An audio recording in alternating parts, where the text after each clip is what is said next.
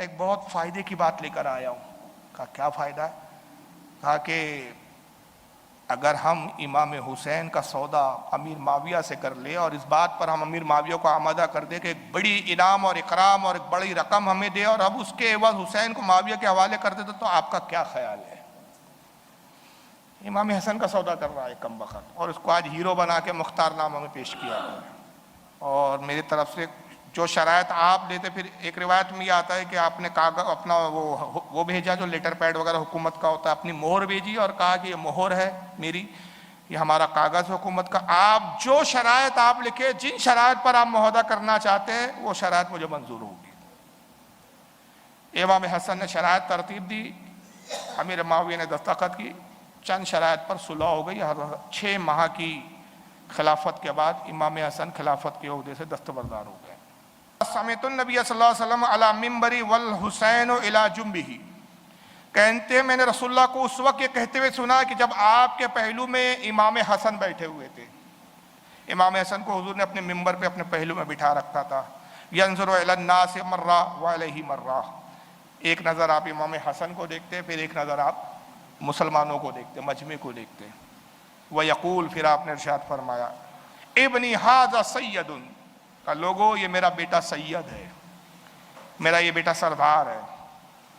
وَلَعَلَّ اللَّهَ أَن يُصْلِحَ فِيهِ بَيْنَ فِئَتَيْنِ مِنَ الْمُسْلِمِينَ، فرمایا کہ میرے اس بیٹے کی وجہ سے اللہ تعالیٰ مسلمانوں کے 2 گروہوں میں صلح کروائے گا۔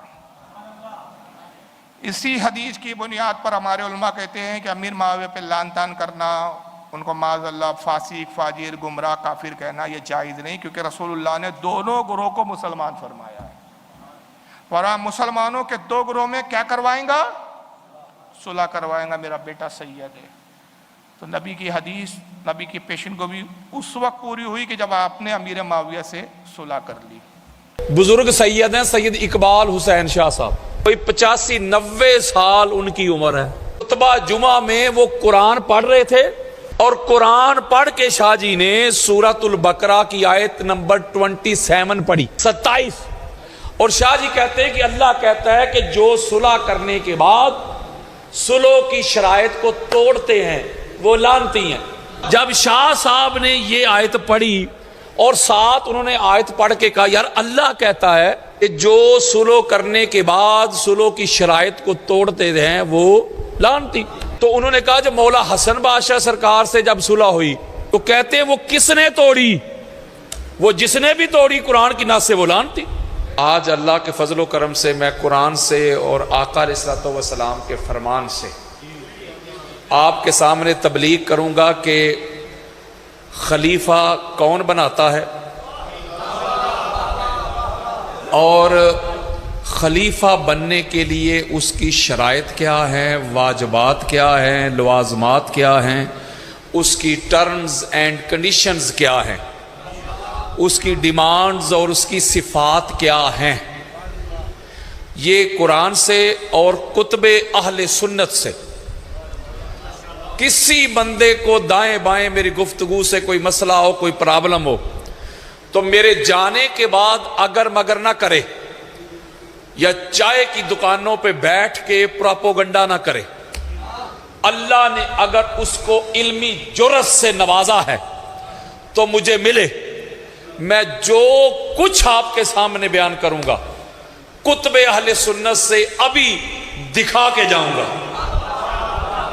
میں نے یہ بھی نہیں کہنا کہ بھائی گھر جا کے دیکھ لینا، اس لیے کہ میں قرار کا ماننے والا ہوں، فرار کا نہیں۔ مرنے سے پہلے یا اللہ، مرنے سے پہلے مسلمان کر لے اس پہ غور، کمرے کی فضا اور ہے، میدان کی فضا اور۔ میں اللہ کے فضل سے میدان والا ہوں۔ ابھی میں ریسنٹلی یو کے کا دورہ کر کے آیا ہوں اور میں منبر پاک پہ ہاتھ رکھ کے کہتا ہوں آپ کو، جتنا تیزی کے ساتھ، جتنا سپیڈ کے ساتھ یہ مذہب اہل بیت پھیل رہا ہے نا، پوری دنیا میں کوئی اور مذہب نہیں پھیل رہا۔ اگر آپ صرف ایک ہی ملک کا حال چیک کریں یہ محرم میں، انگلینڈ کا، تو شاید ہی کوئی انگلینڈ کا شہر ہو جس میں 10 دن تک مولا حسین علیہ السلام کا ذکر نہ ہوا ہو۔ لندن میں 3 جگہوں پہ اشرے ہوئے ہیں، بریڈ فورڈ میں 2-3 جگہوں پہ، یہی حال اولڈم کا، یہی حال مینچسٹر کا، یہی ڈربی کا، یہی لیسٹر کا، یہی اسکاٹ لینڈ کا، یہی گلاسکو کا، یہی نارتھ ہمپٹن کا، یہی بیڈ فورڈ کا۔ شاید ہی کوئی شہر ہو۔ اور پھر عزاداری حسین کے جلوس نکلے، سڑکیں بلاک ہو گئی، روڈ بند ہو گئے، اور مولوی کہتا ہے میں روکوں گا عزاداری حسین کے جلوس۔ تیرے باپ امیہ سے لے کے ضیاء تک بڑے بڑے عامر آئے، بڑے بڑے جابر آئے عزاداری حسین کے جلوس کو روکنے والے، علی ولی اللہ کی اذان کو رکوانے والے، غازی عباس کے علم کو اتروانے والے، وہ خود اتر گئے، ہواؤں میں اڑ گئے۔ غازی کا علم کل بھی لہراتا تھا، آج بھی لہراتا ہے، اور قیامت تک لہراتا رہے گا۔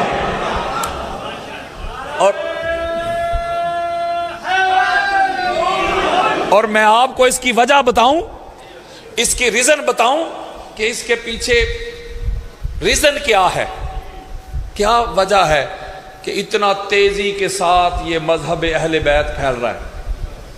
تو میں آپ کو بتاتا ہوں، اس کی ایک ہی وجہ ہے، مین ریزن ایک ہی ہے۔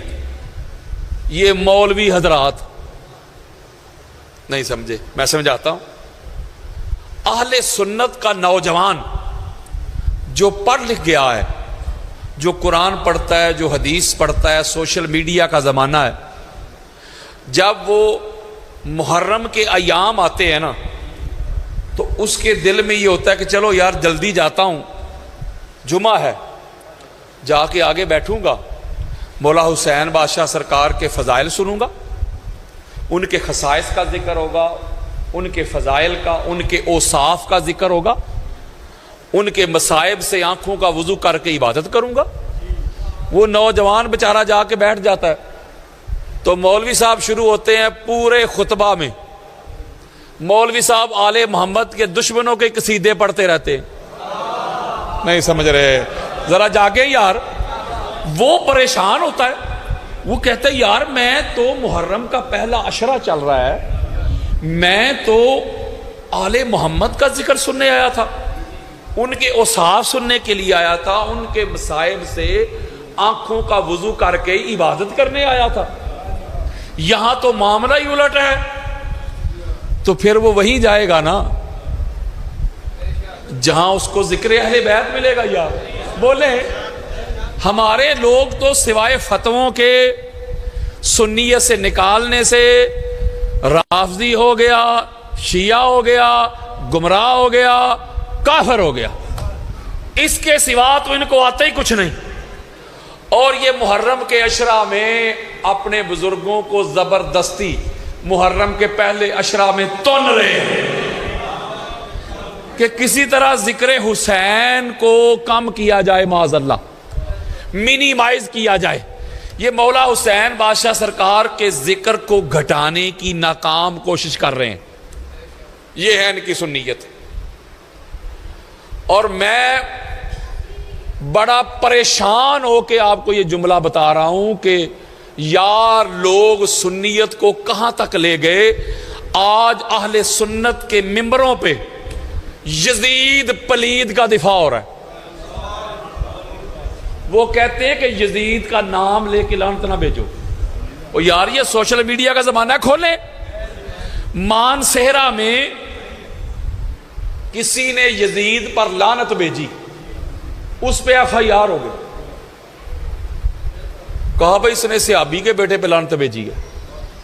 اور حویلیاں میں مروان لعنتی جہنمی کا 3 دن عرس منایا گیا ہے۔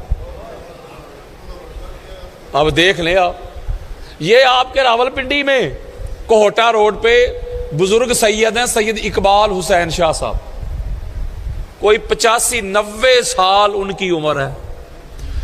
خطبہ جمعہ میں وہ قرآن پڑھ رہے تھے اور قرآن پڑھ کے شاہ جی نے سورۃ البقرہ کی آیت نمبر 27 پڑھی، 27، اور شاہ جی کہتے ہیں کہ اللہ کہتا ہے کہ جو صلح کرنے کے بعد صلح کی شرائط کو توڑتے ہیں وہ لعنتی ہیں۔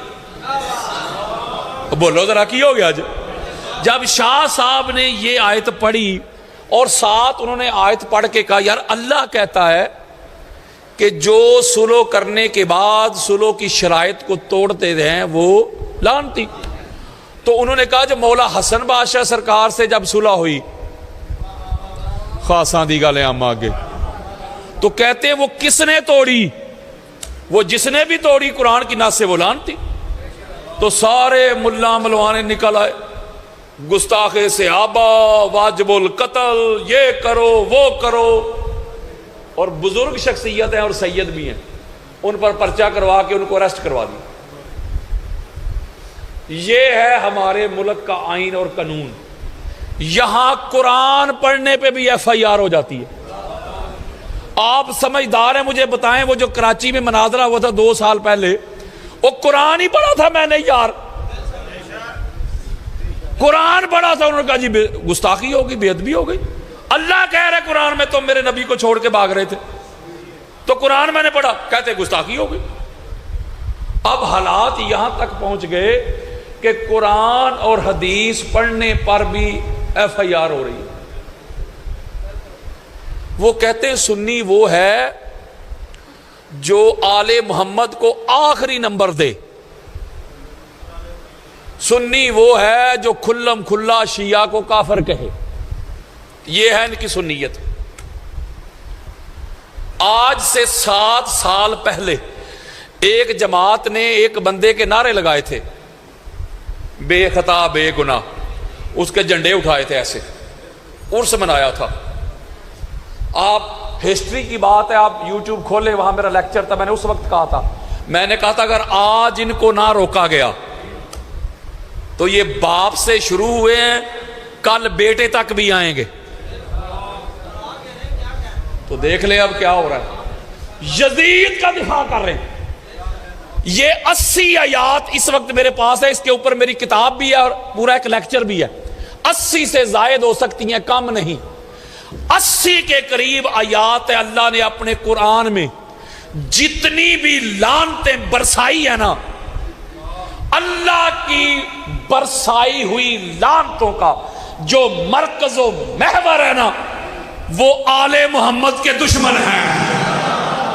ہوئے ہوئے ہوئے ہوئے، ایک لعنت بھی آل محمد کے دشمنوں کے علاوہ کہیں اور نہیں جاتی۔ وہ اللہ کھول کھول کے لعنتیں برسا رہا ہے۔